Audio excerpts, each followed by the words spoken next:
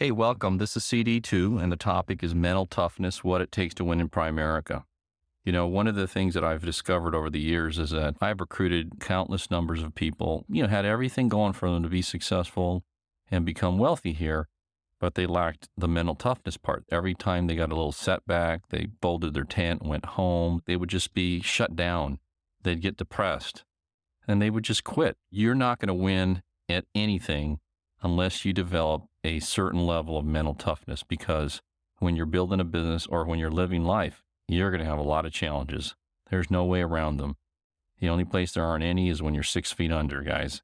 One of the key things to developing mental toughness is first deciding in advance how you're going to react to challenges. Deciding in advance, what you do is you acknowledge the challenges that are going to present themselves, and they're going to happen, that's for sure. And if you have a pre-planned response, it's going to take the sting out of that challenge. If you go into life knowing that some things are going to go wrong and they're not going to go exactly as planned, and you know that you're going to react with the right point of view, the right mindset, when the challenge happens, you're not going to panic. You're not going to go in that useless question of why me, poor me, why does everything happen to me? Instead, you're going to go right into resolving the challenge, which is what all winners do. What winners do, they have the same kind of challenges. They have chargebacks. They have people not show up. They have business fall off the books. They have people quit. All those things happen to all the people who have won big. It's happened to me over and over again. I decided in advance that when that happened, I was going to look at every challenge as kind of like a wake-up call to, hey, Hector, you've got to get a lot better at this. You're a little deficient in this area. You need to go to work and shore up this weakness. That's the way I looked at it. So I never got down when I had a setback or when something didn't go right. I looked at it like an opportunity for me to, grow and get better. Does it mean you have to like it? Of course not. You're not going to like any of those challenges, but you've got to know how you're going to react in advance. You're going to have to make the decision in advance that when they happen, you're not going to let that detour you. You're going to keep trudging forward and keep moving in the right direction. One of the things I know is that I'm going to have challenges until the day I die. I decided in advance that I would treat every one of those challenges as an opportunity to grow and improve in areas that I might be currently weak. That was really the fundamental choice I made. Many challenges are a result of being ill-prepared or needing to shore up a weakness. That's one of the things you're going to find out. A lot of times when you're having constant problems in areas, it's because you have a weakness there and you need to fix it. If you have a continuous focus on growing and improving, the number of challenges you're going to have is going to decrease. They don't go away completely, but one of the things I found out is I got better and I grew and I got more competent. The number of challenges I have started to be less and less. And today, I still have them, but I don't have nearly as many. And when I have them, the ones that used to seem so overwhelming seem like nothing, just a little minor issue. That's really good. And the other thing, too, as you get better and you grow yourself, the duration of the challenges are going to be a lot shorter. They're not going to be as long. So one of the keys to being mentally tough, folks, is you got to develop a long-term view of life and of the business. The way I thought about my Primerica career was like this. I kind of looked at being in Primerica when I started like I was going back to college. One of the things is that before I started Primerica, I had a BA, but I was thinking about going back and getting a master's in business. And the reason I was thinking about going back and getting a master's is I wanted to make more money. I wanted to be more successful. When I started my Primerica business, I looked at it like going back to college. You don't go to college for a semester and learn everything you need to know to graduate and have a successful profession. That's not the way it works. What you do is you have a freshman, a sophomore, a junior, and a senior year. And then you graduate and have a chance to go on and have a successful career. Or you go on to graduate school for more preparation in whatever your chosen career is. You don't go from being a freshman in your first semester to a senior. That doesn't work that way. So I thought about this like I was going back to school, especially when you're a freshman in high school or college, right? You don't know anything. You don't know where you are. You don't know where anything is. You're nervous. You're meeting new people. It's just kind of a scary time, when you're a freshman. By the time you're a sophomore, you're a little more comfortable, a little more confident. You know where things are. It's not so overwhelming.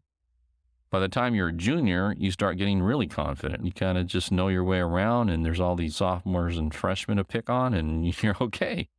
And then when you're a senior, you're cool. You're it, right? You're having a great time. You know what's up. You know what to do. And then, you feel really, really confident.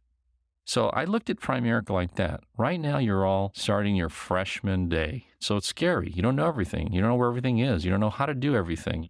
You don't know if you can do it. And that's normal. What you've got to do is just look at it like it's a long-term thing.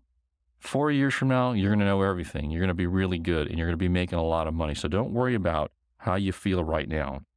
Why not take that kind of point of view in building your Primerica business? So I looked at it each year as a learning experience I needed to have to graduate with honors and have a fantastic career. Because one of the things, too, I constantly tell people, I ask this question when I'm doing talks, how many of you, if you had a chance to go back, start high school over, or go back and do college over, how many of you would study harder, would try to get on the honor roll, would really try to learn what you needed to learn? How many of you would do a better job if you went back? Invariably, nearly 100% of the room raises their hand, okay?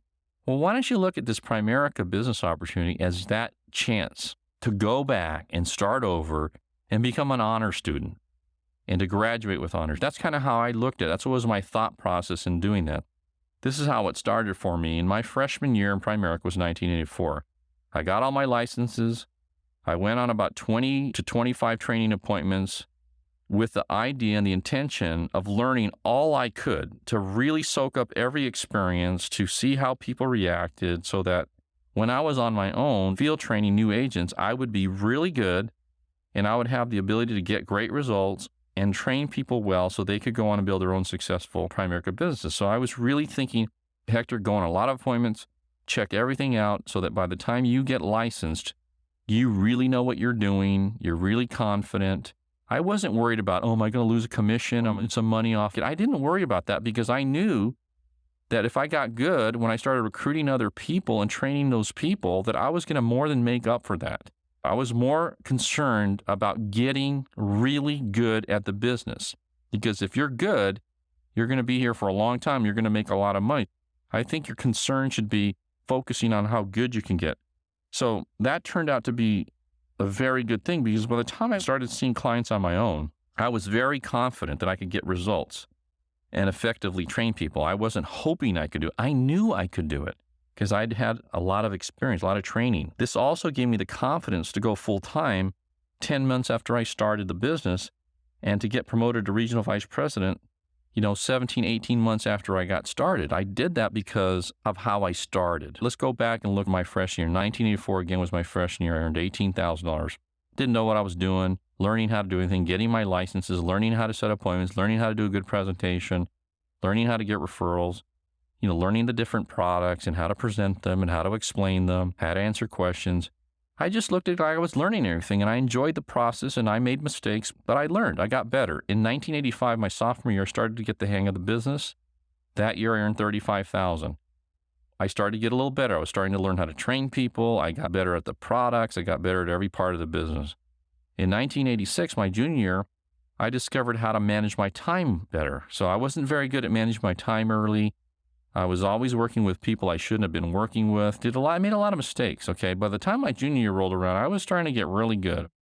I got a lot better at spending time with the right people. I was more efficient, and I began to start getting really great results. I learned how to train people to get the same kind of results I was getting. I started to learn how to be really repetitious with people and go over and over and over how I did things, explaining things in really, really pretty exact detail, answering questions, that sort of thing.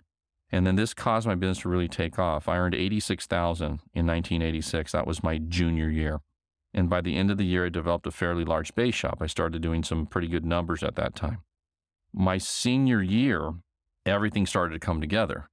I became even more efficient. I learned even a better how not to waste time with people who weren't motivated. I began to understand you really can't motivate people. You had to find motivated people and train them really well so they could feel confident and get results and make money. I think a lot of people waste a lot of time in Primerica trying to motivate people that just aren't motivated. And it's a lot better use of your time to go look for people that are motivated, that do want to do something, that will listen, will be coachable. So I learned people stayed in Primerica if they felt they could do Primerica and make money. I really started to see that. If they felt like they could make money, they would stay. So I focused more on training people on how to get the kind of results I did because I was really good at getting results because I had worked very hard at getting good at that.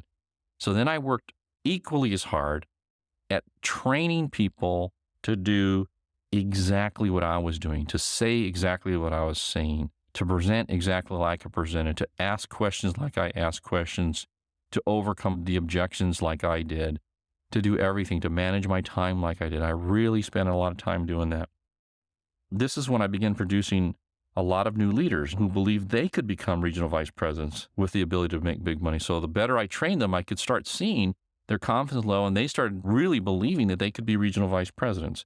And by the way, I was paid in that next year, what I call my senior year, $409,000.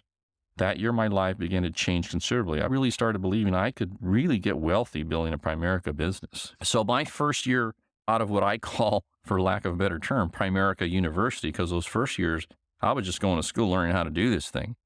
Now I'm out. I'm in the real world. I'm building my Primerica business. My fifth year, things really came together. Many of the people who I spent a large amount of time training began to explode their own businesses.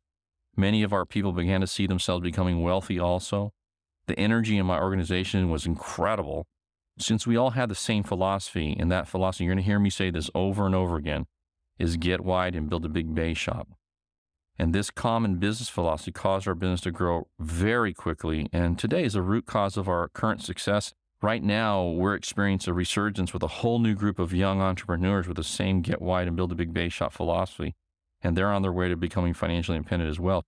You know, I've been doing this for 22 years, and this year is just going to be off the charts exciting because we've got so many people that really are buying into that philosophy of getting wide. And what I mean by get wide, it's recruiting direct agents, going out there and always finding new direct agents to recruit and focusing on building a big business. And so what I want to say here is I want to give yourself time to learn all the various things to become successful at Primerica. You're not going to learn them all in the first 2 months, okay? It's going to take some time.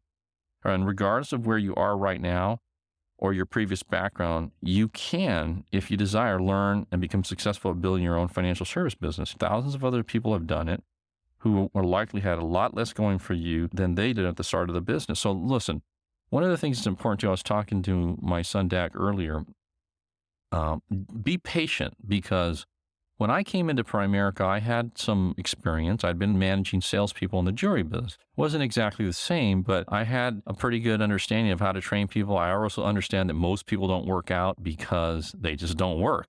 I used to have to fire people in my other business all the time. And so I was real patient with that I knew it was going to take time to find the right people. And I knew it was going to take time for me to learn the business. And I didn't rush it. You know, I didn't get impatient with myself. I just really focused on making progress all the time. And that's what you need to do. So take a longer term view of this thing. Don't get down and dejected because things don't go right the first 60, 90, or even year. I mean, give yourself a chance. In most cases, this is a totally new type of business to you, something you've not done before, and you're not going to learn it in a couple of weeks. It's going to take some time, but give yourself a chance. Thousands of people have learned how to do it. You can learn how to do it too. And if you follow the system that I've created, I promise you, you will get it all you need to do to be successful if you apply yourself, okay?